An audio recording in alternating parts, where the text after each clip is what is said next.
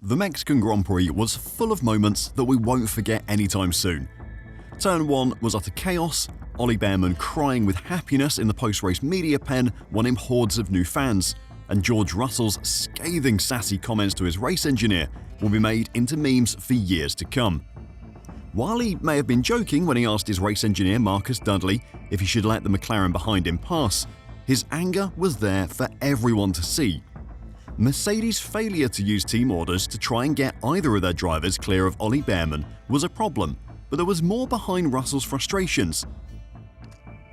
He has had to tolerate the insulting way that Toto Wolff has handled his new contract this season, and in Mexico, his anger may have revealed more than the Austrian team principal will have liked, and today I'll check it all out, so don't go anywhere.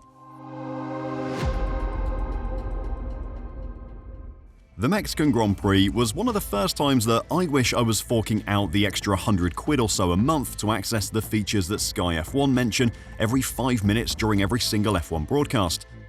Being able to ride on board with George Russell and listen in as his team radio got angrier and angrier over the second half of the race would have been an absolute treat.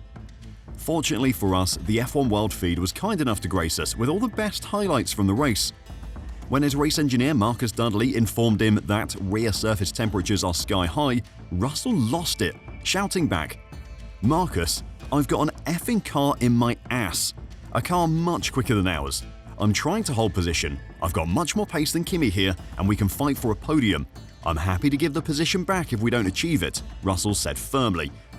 3 laps earlier, when Oscar Piastri's McLaren started sitting very large in his wing mirrors, Russell went on the radio to say, "I've got a McLaren behind me. Want me to let him pass?" To which Marcus responded, "No thank you." Russell then sarcastically signed off by saying, "Oh, I was just checking." 3 laps before that though, on lap 35, it seemed like it was Marcus that started the sass. George had made his way to within DRS range of Antonelli, but was finding it difficult to get an overtake done on his teammate, who had been floating in and out of DRS range of Ollie Bearman ahead. George went on the radio to say that "I have more pace here," clearly asking his team to use some team orders and let him go past his teammate to have a go at overtaking the Haas ahead. Marcus responded rather curtly by saying, "Okay, well, you're free to overtake." Now, there are no issues with Mercedes not deploying team orders to swap their drivers to let George have a go at Bearman.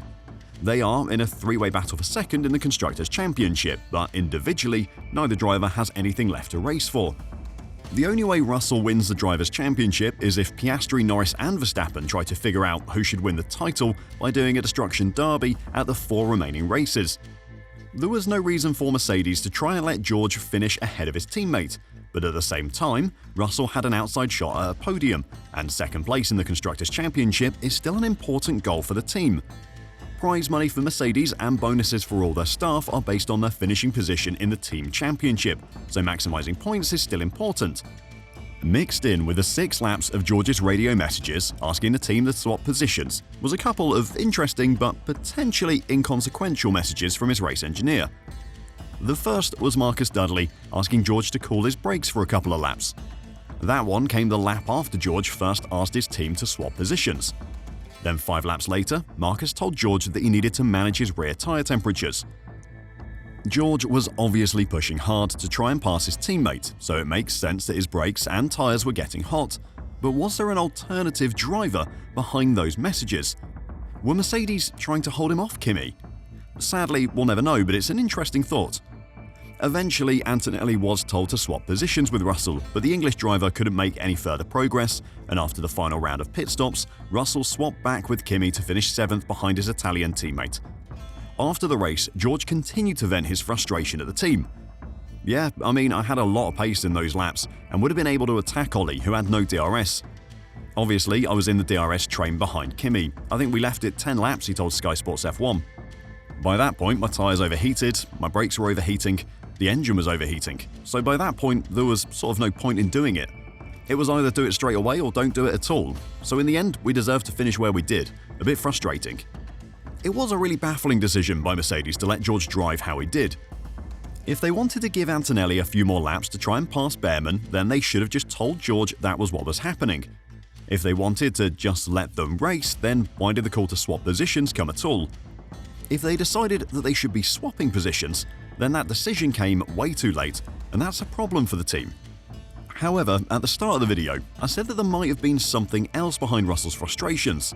Was it the overflowing of anger at the contract situation that's played out this year? Well, before I talk about that and the contract details that Russell revealed this weekend, if you're enjoying the video and want to catch all the news and analysis from the end of this F1 season, then make sure to press the like button and subscribe to F1 Reverse. Thanks a lot. So one of the big stories in the middle of this season was that of George Russell, Max Verstappen, and the new Mercedes contract. Back in October, that whole mess came to the end we all expected when Mercedes boss Toto Wolff said in a statement that announced George Russell and Kimi Antonelli would be staying with the team in 2026. That confirming our driver lineup was always just a matter of when, not if. Yeah, don't worry, I didn't believe him either. Wolff's eyes were always on Verstappen. It was a situation that clearly frustrated the Mercedes drivers, especially Russell, who explicitly spelled out what was happening at the Austrian Grand Prix at the end of June.